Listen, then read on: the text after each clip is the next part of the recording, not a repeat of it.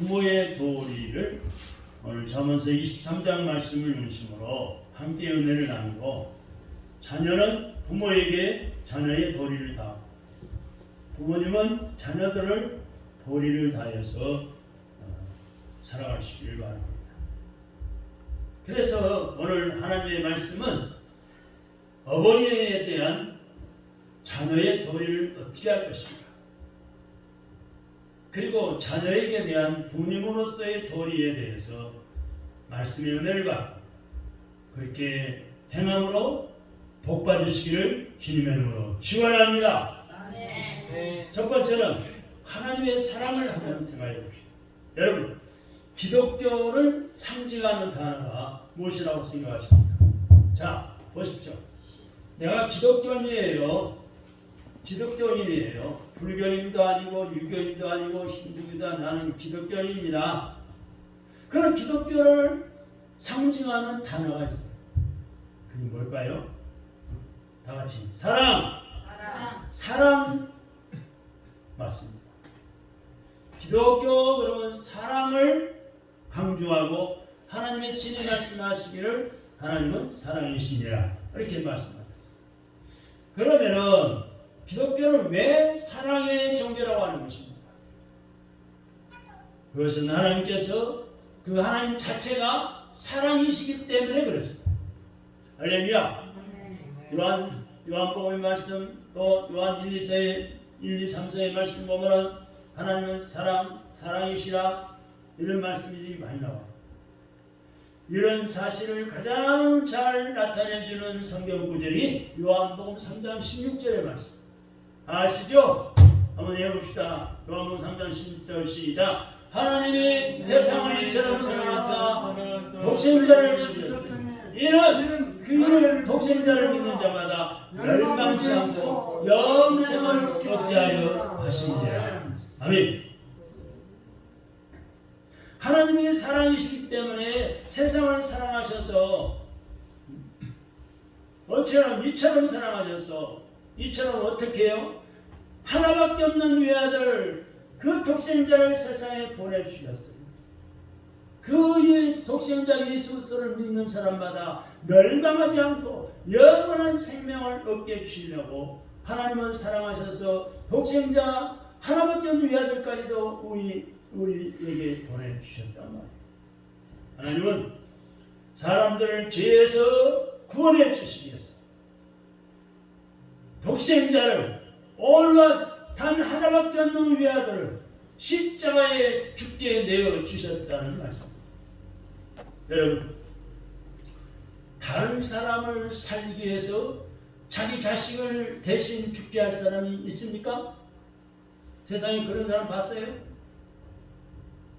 세상 일사님 80이 넘도록 살아오셨는데 다른 사람을 살리기 위해서 자기 아들, 하나밖에 없는 아들을 내준 사람을 보셨어요? 못 보셨을 거예요. 저도 못 봤어요. 우리 김은희 집사님 연세가 제일 많으신데 93년 동안 살면서 못 보셨어요. 다른 사람을 살리기 위해서 내 아들을 내어준 사람 봤냐고요. 죽게 내어준 사람 없어요. 어느 기업의 회장이라는 분은 자기 아들이 술집에서 매를 두들겨 맞았어요. 두들겨 맞아가지고 아버지 입장에서 얼마나 화가 나겠어요. 그 말을 듣자마자 주먹을 쓴 사람들을 돈 줘가지고 동원시켜가지고 그 싸운 술집에 찾아가서 자기 아들을 때린 사람을 외진곳에 끌고 나와가지고 주에 팼습니다. 죽지 않을 만큼 두드려 팼거든요.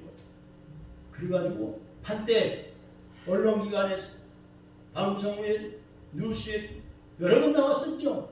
몇 년 전이지만 야단을 막 쳤지 않았습니까? 남에게 맞고 울고 들어오는 자식보다는 남을 때리고 오는 것을 좋아하는 것이 보통 사람들의 모습이에요. 우리 어르신들 옛날에 그 마을에서 자기 아들이 놀다가 얻어맞고 들어오면 이놈 자식아 너도 처음 맞고만 오느냐, 너도 죄 펴오지. 네?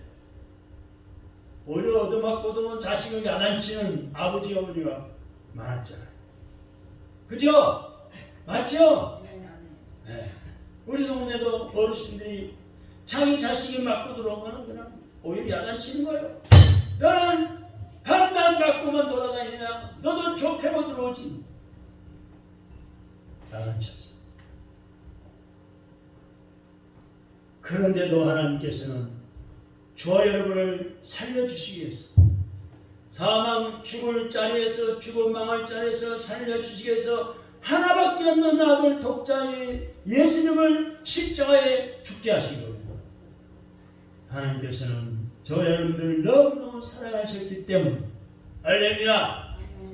한번 따라합시다. 하나님께서는 나 같은 사람을 너무너무 사랑하셔서 외아들 예수님을 십자가에 죽게 하셨습니다.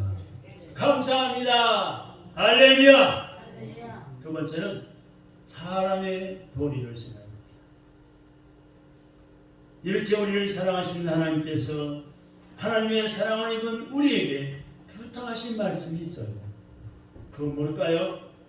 내가 너희를 사랑하였으니 너희도 사랑하며 살라. 여러분, 누구를 사랑하는 것입니까?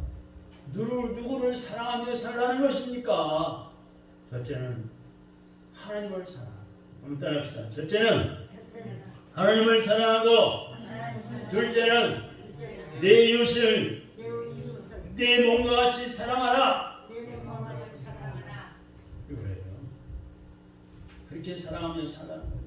첫째는 누구를 사랑하고, 누구를 사랑하라고 했어요? 금방 따라했잖아요. 첫째는 누구를 사랑하고, 누구를 사랑해요? 주여 하나님을 사랑하고, 두 번째는 누구를 사랑해요? 내 이웃을 이웃을 내 몸과 같이 사랑.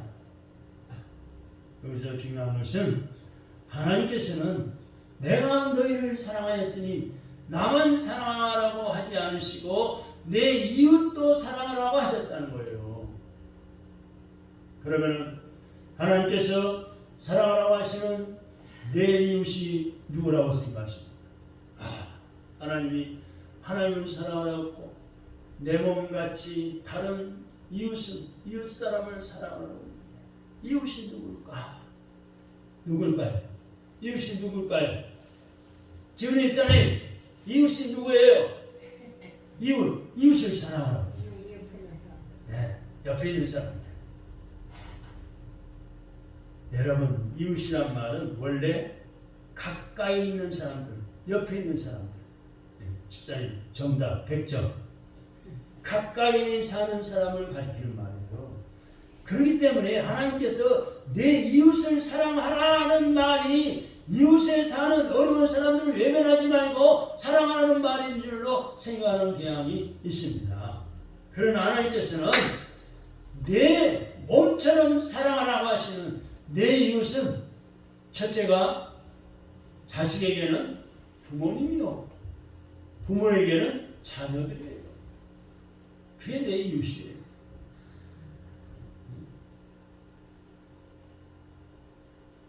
그리고 남편에게는 이웃이 누굴까요?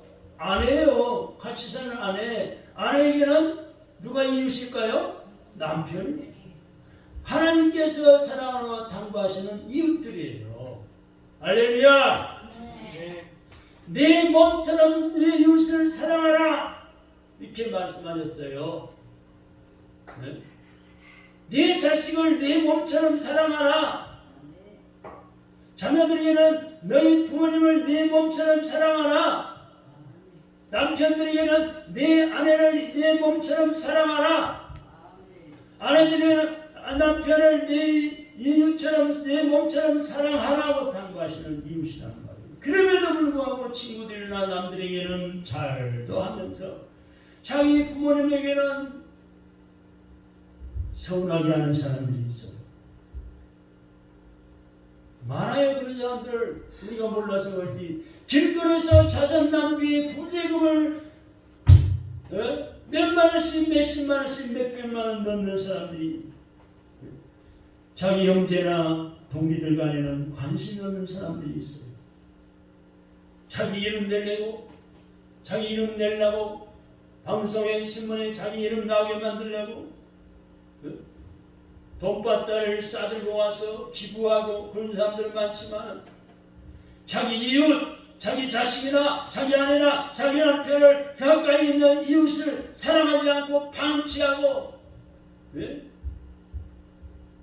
오히려 돈 때문에 이 사기꾼이요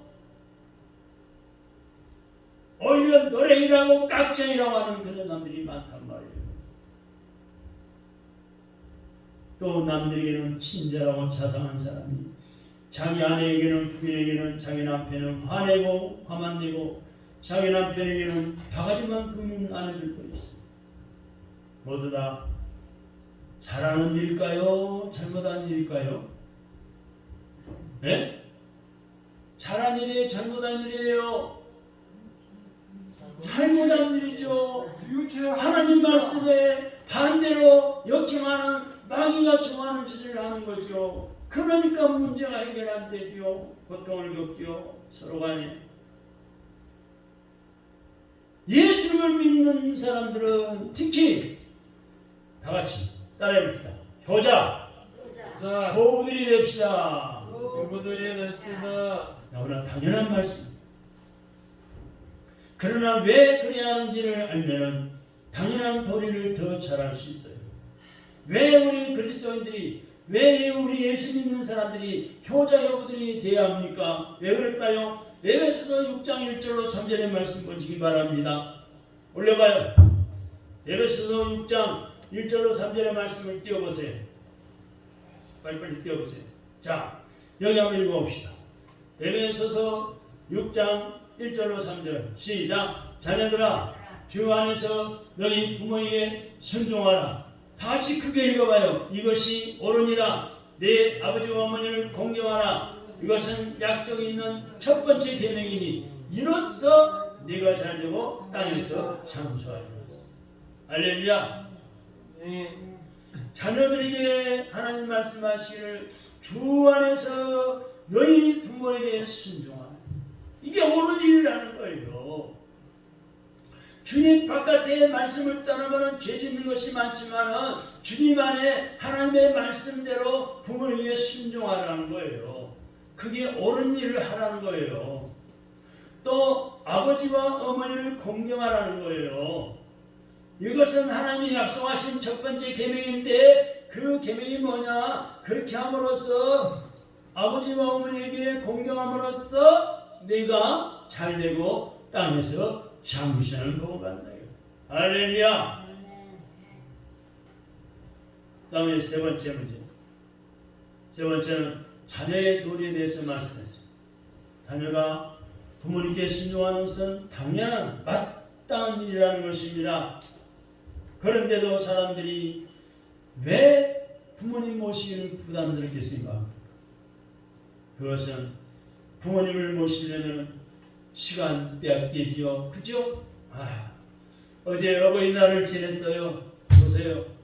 자녀들이 어버이를 1년에 한 번이라도 어떻게 찾아뵙고 좀 용돈도 드리고 맛있는 것도 좀 사드리고 아니면 나들이도 가려면 어때요? 먼저 시간을 내야 돼. 이게 자녀들이 자기 시간을 뺏기는 거예요. 또 자유롭지 못해요. 자녀들은 젊어서 빨리빨리 행동하고 걸어다니시지만 부모님들 연세가 많았고 넘어질까 겁이 나가지고 천천히 걷고 지팡이 짚고 그러니까 자유롭지 못하는 거예요. 또 귀찮은 일도 많지요. 또 돈 들어가지요. 그래서 돈이 없는 부모님은 될 수 있는 대로 모시지 않으려고 그래요. 그러나 돈 많은 부모님은 서로 모시라고. 왜 그럴까요? 왜 그럴까요? 왜 그럴까요? 뻔하잖아요. 여러분 다 머리에 생각이 돌아갈 거예요. 돈 많은 부모님 모시다 돌아가시면은 그 돈 많은 부모님이 남기고 가시는 유산이라도 챙길 수 있기 때문이에요. 그러나 그런 자신은 잘못입니다. 대단히 잘못됩니다. 저희 친구들 가운데요. 문정목 목사님이라고 있어요. 전도를 열심히 해가지고 여기저기 성전도 짓고 목회를 했는데 자기 처가댁에 아들들이 몇이고 딸이 몇이고 그 정확히 몇 명인지는 모르니까 다음에 10명 있어요. 근데 부모님 재산을 아들 하나가 다 맡아서 관리하면서 부모님을 잘 모시기로 했대요. 다른 형제들은 다 양보하고 그 아들 하나에게 부모님이 재산을 다 물려주면서 잘 모시기로 합의를 본 거예요. 그런데 이 아들이 사업을 하다가 집이 날아가고 그러니까 부모님을 모시지 못하게 된 거예요. 그 부모님은 어디로 가야 돼? 재산 다 날려버렸고 아들이. 네? 가실 데가 없는 거예요. 다른 아들, 딸들은 나는 어머니, 아버지 그 아들이 다 모시러 재산 다 가져갔잖아요. 나는 모실 수가 없어요. 너도 나도 그러니까 갈 데가 없는 데가 없는 거예요. 그러나 이 목사님이, 문정 목사님이 자기 어머니도 모시고 장모님도 모시고 두 어머니를 같이 모셨습니다. 목회를 하면서도 힘든데도. 그래서 장례식 때 돌아가셨다고 연락이 왔어요. 가보니까 그런 상황이에요. 그래서 제가 발인 예배 설교를 하고 그러면서 참 감격이 되네요. 자, 이런 경우도 있구나. 그래 그 목사님이 목회도 잘하고 이제 뭐 자기가 중풍을 맞아서 쓰러지기도 했는데 어떻게처럼 또 연락하고 교통사고 당해가지고 발을 다쳤는데도 회복되고 좌우지간 죽을 고비를 3번 4번 넘겼어요. 최근에는 그 2년 3년 전인가요? 속초 고성에 막 불이 산불이 나가지고 많이 타버렸잖아요. 버섯 농장하면서 목회를 했는데 교인들이 버섯 농장을 홀랑 타버렸어요. 홀랑 타버렸어. 완전히 깜둥이가 다 되버렸어요.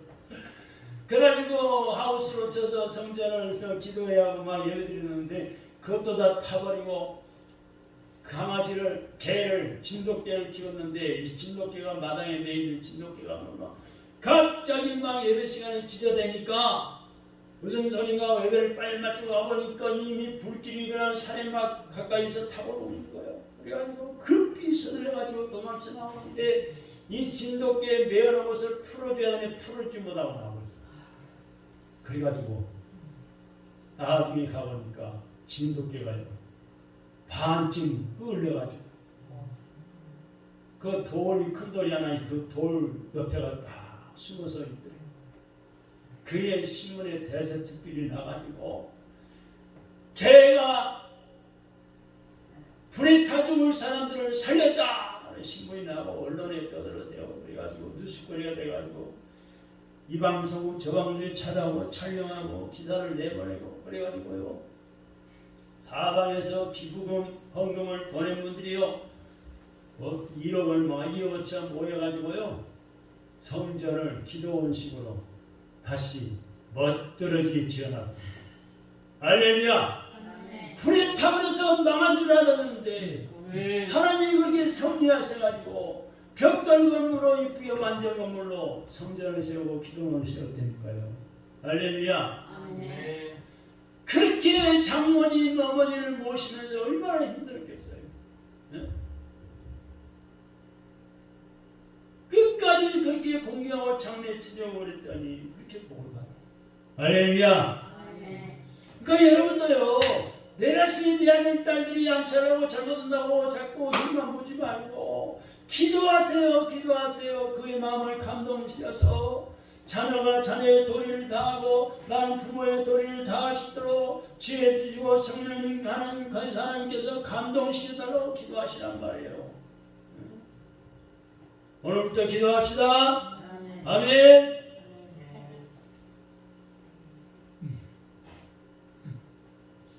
부모님이 빈털털이나 자식으로서 자식 도리를 다음에 효도하면은 그 부모님에게서는 얻을 것이 없어도 복의 근원 되시고 복 주시는 전능하신 하나님께서 갚아 주실 줄로 믿습니다. 아들 딸이 도와주면 얼마나 도와주겠어요. 하나님이 천지 만물로 도와주시면 넘치도록 자원함스러워 주실 줄 믿으시기 바랍니다. 자녀가 부모에게 효도하는 것은 당연한 도림에도 불구하고 하나님께서는 첫 계명으로 약속하시기를 어머니께 효도하는 자녀들에게 잘되고 땅에서는 장성한 복을 주겠다고 약속하셨기 때문에 그래요. 왜 우리 그리스도인들이 더 효자 효부들이 되어야 할까요? 오늘날 내가 존재하는 것은 그 첫째가 하나님의 은혜 때문에 내가 태어나게 존재하게 됐어. 두 번째는 부모님의 은공 때문에 부모님이 젊어서 만나서 결혼해서 나를 낳았기 때문에 부모님의 은공 때문에 내가 존재하는 거야. 어느 날 하나님께서 천사장 가브리엘 천사장은요 천사들 중에 가장 뭐예요? 천사를 거느리는 책임자라는 거야. 하나님께서 천사장 가브리엘에게 세상에서 가장 아름다운 것 세 가지를 가지고 오라고 명령하셨어요. 여러분 한번 생각해 보세요. 저를 보세요. 저를 세상에서 가장 아름다운 것 세 가지를 가져오라고 명령했다니까요. 천사랑 가브리엘은 세상 여기저기 온 세상을 다니면서 곳곳에서 아름다운 것을 찾아봤어요. 그래서 첫 번째로 활짝 핀 향기로운 꽃송이를 챙겼어요. 향기도 냄새도 보기도 아름답고 꽃송이를 챙겼어요.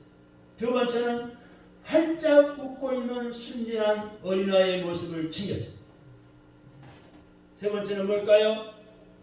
세 번째로 챙긴 것이 헌신적인 어머니의 사랑이었습니다. 그리고 가브리엘 천사는 세 가지를 가지고 하늘로 올라가는데 하늘로 올라가는 동안에 활짝 핀 꽃송이는 얼마나 시들어버렸어. 순진한 어린아이 얼굴도 나이가 들어가면서 아름다움을 잃어버렸어요. 그러나 오직 하나 남은 것은 어머니의 사랑이었습니다. 할렐루야. 어머니의 사랑은 이전이나 지금이나 앞으로도 변함없는 사랑. 할렐루야. 그래서 변함없는 어머니의 사랑만 가져다 바쳤다. 여러분 이것은요 톨스토이 유명한 학자 톨스토이의 우화에 나오는 이야기입니다만 동서고금을 막론하고 변함없는 것은 어머니의 사랑입니다. 할렐루야. 여러분이 어렸을 때 친자리 만인자리 가리워주시고 먹이시고 씻기시고 기저귀 갈아 끼고 똥오줌 싸면은 목욕시키고 옷 갈아입히고 품에 안아 길러주신 어버이의 그 사랑은 지금도 변함이 없으십니다. 할렐루야. 여러분 김용기 장로님 아시죠? 가나안 농문학교 창설하시고 농민운동을 일으켜서 외국의 막사이상을 받은 그 김용기 장로님 그 아들들이 많잖아요. 금방 끝나요. 저를 보세요. 근데 김용기 장로님 아들이 김범길 장로, 김범일 장로 아들들이 다 장로님이었어요. 근데 제가 거기를 두 번인가 가서 훈련을 받았거든요. 젊었을 때 예비군 훈련을 목사님들은 안 받습니다. 대신 가나안 농군학교 와서 훈련받고 교육받는 걸로 배치하고 그 다음에 향토 예비군을 모아놓고 정신교육을 시켜요. 그게 목사님들은 예비군 훈련이에요. 그런데 가나안 농군학교를 갔더니 그 김용기 장로님 아들 김범일 가나안 농군학교 이제 교장이 됐는데 아버지 물려받아서 강의하시는 말씀이 자기 아버지는 김용기 장로님 자기 아버지는 자기가 장가 와서 나이가 이렇게 들었는데도 불구하고 어디 다녀오겠습니다 하고 인사를 드리면은 그래 차 조심해라 신호등 보고 간다. 늘 그 말씀하신다. 아니 50 넘은 60 넘은 아들한테 어디 다녀봤다고 인사를 받으면서 차 조심해라, 신호등 지켜라, 그 말씀을 꼭 하신다는 거예요. 그런 강의도 하시다. 그렇게 어머니는 자식을 사랑하시다. 할렐루야. 여러분, 참으로 지금도 여러분들이 잘 되기를 비시는 그 여러분의 어머니에게 최선을 다해서 효도하기를 주님의 이름으로 축원합니다. 나는 어머니 아버지 다 돌아가셔 버렸어요. 그런 분도 계실 거예요. 근데 한 2년 전에 돌아가신 우리 장태숙 전사님, 우리 와서 집사님으로 열애 봉사 충성하다가 성경학교를 마치고 전사로 나중에 한 2, 3년 봉사하느라 가셨는데, 그분이 집사님 때요 우리에게 오셨는데 항상 어버이날이 되면은 매년마다 돈을 지갑에 두둑이 가져가요. 자기 자녀들이 아버지한테 준 용돈을 가지고 그러나 예배를 마치고 나면은 연세가 좀 드신 우리 교인들한테 권사님이 됐건 집사가 됐건 평신호가 됐건 나는 우리 어머니 다 돌아가셔 버렸어요. 우리 어르신들을 내가 어머니 아버지 모시는 그런 생각으로 오늘 용돈을 드립니다. 다 나눠드립니다. 10,000원짜리를 나눠드렸어요. 그렇게 또 효도를 하시라. 그것뿐인 줄 아세요? 나중에는 그 암이 걸려가지고 백혈암인가 뭐가 걸려가지고 병원 투병 생활을 한 1년, 2년 가까이 했는데 병문안 오면서 돈 봉투를 가져오든지 먹을 거 사들고 대부분 가잖아요. 병문안 가잖아요.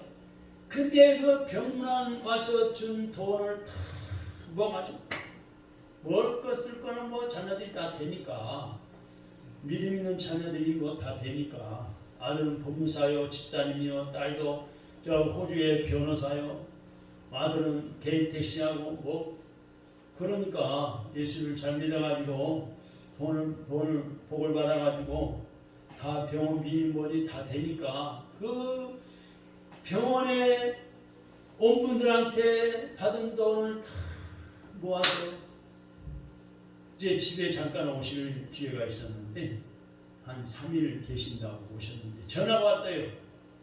목사님 제가 집에 잠깐 들렸어요. 정리할 것도 있고 그래서 시간 좀 있으시나요? 바쁘시면 할 수 없고요. 아니 병원에서 이렇게 오셨는데 만사를 쳐쳐도 그냥 갔죠. 가서 예배를 드리고 기도를 해줬죠. 그랬더니만 그동안 병문안 받으면서 모은 돈을 목사님이 원하는 11조에 제가 돈 받은 것을 다 11조 계산해서 이렇게 준비했어요. 이런 감사금이고요. 그래서 바치면서 하나님 웃으시더라. 또 아프지 않았을 때는 교회 간판이요, 저쪽에 빈 땅에 이 무대포 장애인들이 포장마차를 막 크게 해가지고 갑자기 불이 타서 다 날아오거든요. 네. 의전으로 해가지고. 그래 교회 간판이 막 절반 타버렸어요. 그 벽에 간판. 그게 150만 원 이상 준 건데 그걸 몇 달 동안 못하고 있었는데 그분이 선수 나서가지고 그 간판에 또 많은 헌금도 하시고, 나중에는 또 아프기 전에는 이 교회 난방이 괜찮다고 돈을 모아가지고 먹고 싶은 것도 안 사다 쓰고 옷도 허름만 입고 다니시면서 저는 말 한마디 안 했는데 저 냉난방기가 350만 원짜리 최고로 좋은 걸로 냉난방기를 하나님 앞에 바치고 이제 그렇게 많이 봉사하시다가 하나님의 때가 되니까 부르신 거예요. 할렐루야. 이 자손들이 얼마나 복을 받는지. 네. 여러분, 우리가 전 냉난방기 맡으면 추위 걱정 없고 여름에는 더위 걱정 없어요. 네. 얼마나 감사해요. 예배드리는 게 얼마나 좋습니까? 이 하나님이 심는 대로 거두게 하시는데 자손을 통해서 거두게 하시고 그 집사님 그 때도 전사님 때도 할애금도 줄 형편도 안 되지만 자기가 스스로 알아서 다 봉사하시고 헌신하시고 그렇게 교회 자원에서 하나님 앞에 영광을 돌면서 하나님께 가셨어요. 여러분 참으로 우리는 자손들을 위해서 늘 우리가 해야 할 일이 뭐예요? 나이도 많은데 복을 빌어주세요. 자손들이 믿음이 성장하고 믿음을 갖고 믿음이 성장하고 하나님의 축복받아 살도록 선한 일에 힘쓰도록 기도해 주세요.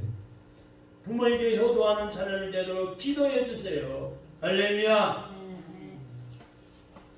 그러면 효도는 어떻게 해야 될까요? 효도는요 어려운 게 아니에요. 부모님을 편하게 드리는 거예요. 할렐루야. 용돈 드리고 맛있는 거 대접하면서 실컷 마음을 쑤셔놓고 마음 상하게 만든 그건 불효예요. 잘못한 거예요. 오늘 본문의 말씀 22절의 말씀 보세요. 성경에 나타난 효도법을 한번 살펴봅시다. 22절 22절 띄워보세요. 시작. 너를 낳은 아비에게 청종하고 너 늙은 어미를 경히 여기지 말지니라. 할렐루야. 한 번 더 갑시다. 너를 낳은 아비에게 청종하고 내 늙은 어미를 경히 여기지 말지니라. 무슨 말씀이에요? 부모님이 설령 학교 공부를 많이 하지 못했어. 부모님의 말씀을 무시하면 안 된다는 거예요. 요즘 젊은이들이 부모를 무시하는 경우가 많다고 그래요. 많이 못 배웠다고 세상 돌아가는 잘 모르신다고 무시하는 경우가 많다는 거예요. 부모님이 늙으셨어도 하시는 말씀을 무시하지 말라는 거예요. 또 25절의 말씀 보세요. 25절 띄워봐요. 25절 또 한번 봅시다. 이런 말씀이 있어요. 25절입니다. 시작. 내 부모를 즐겁게 하며 너를 낳은 어미를 기쁘게 하라. 아멘. 보더란 내 기분대로 하는 것이 아니라 부모님을 편하게 부모님을 기쁘시게 해드리는 것이 효도란. 할렐루야. 여러분 이웃사람 중에 연세가 많은 분들이 있죠. 이웃집 할머니 할아버지 교회도 연세 많은 분들이 있죠. 여러분 부모님처럼 생각하고 기쁘게 드리고 편하게 드리시기 바랍니다. 내가 복받는 길이에요. 할렐루야. 그러면 효도는 언제 해야 할까요? 어느 사람이든지 효도하는 것을 반대하는 사람은 없습니다. 그러나 효도를 다음으로 내일로 미루는 사람과 지금 오늘 하지 않으면 안 된다고 생각하는 사람들이 있어요. 부모님께 효도는 해야 하지만은 언제 하느냐 하는 것에 대해서 오늘 바빠. 이거 급한데 오늘 바쁘니까 내일 하고 지금 때가 아니니까 다음으로 미루는 사람들은 나중에 이런 말들을 한다고 합니다. 어머니 몸은 절대 아프지 않는 어떤 특별한 몸인 줄 알았습니다. 어머니는 어렸을 때부터 아무 꿈도 품은 적이 없는 줄 알았습니다.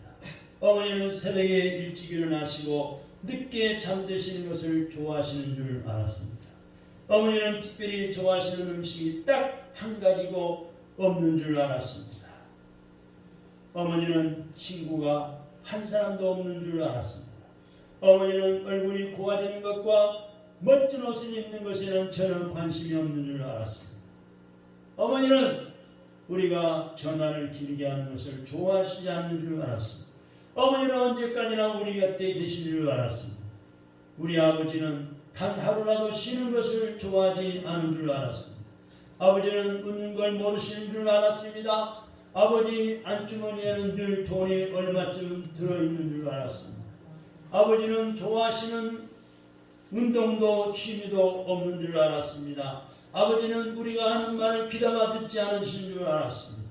아버지는 아무리 깊고 험한 길을 걸어가도 조금도 두려워하지 않는 줄 알았습니다. 아버지 눈에는 눈물이 한 방울도 없는 줄 알았습니다. 아버지는 오래 사실 줄로 알았습니다. 여러분도 부모님께 해야 할 효도 미루기만 하면 다 이렇게 후회하게 될 것입니다. 그러면 안 되죠.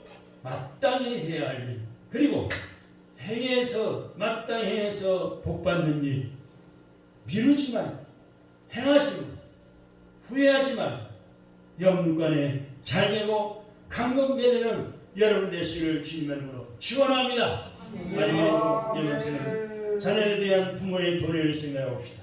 하나님의 자녀에게는 하나님께서 효도하는 사명을 주셨고 부모에게는 자녀를 양육하라는 사명을 주셨어요. 양육이란 뭐예요? 자녀는 하나님께 맡겨주신 하나님의 자녀라는 것을 인정하고 하나님의 자녀답게 살 수 있도록 하나님의 말씀을 가르쳐줘야 배운 하나님의 말씀, 은혜 받은 하나님의 말씀대로 살도록 지도해주는 역할을 부모가 해야 되는 거예요. 다 큰 자식이라도 해야 돼요. 만약에 자식이 하나님의 말씀대로 살지 않으면 부모는 그런 자식의 매를 들고라도 하나님의 말씀대로 살도록 해줘야 돼요. 이것이 올바른 양육입니다.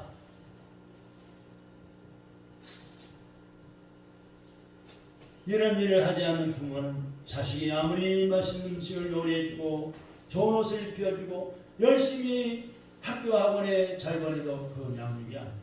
잘못된 겁니다. 사람을 사람답게 키우려면 어떻게 해야 될까요? 자식은 사람답게 키워야 됩니다. 이것을 가르쳐줘야 성경을 가르쳐줘야 합니다. 어려서부터 성경을 읽고 외우게 하고 지켜 살게 합니다. 할렐루야. 그렇게 자라는 자식은 첫째는 위로는 한번 따라합시다. 위로는 하나님을 섬길 줄 알고 아래로는 부모님께 효도할 줄 알고 이웃 간에는 화목할 줄 알고 자기 할 일에 성실할 줄 압니다. 아멘. 이렇게 될 때에 그런 자식을 둔 부모는 그 자식 때문에 기쁘고 즐거운 복된 여생을 살게 되는 것입니다. 이것이 하나님께서 자녀 양육을 잘하는 자에게 주시는 축복입니다. 자녀 양육의 사명을 잘 감당하심으로 자녀를 통한 복을 많이 받으시는 여러분 되시기를 주님의 이름으로 축원합니다. 아멘. 기도하겠습니다. 하나님 아버지 감사합니다.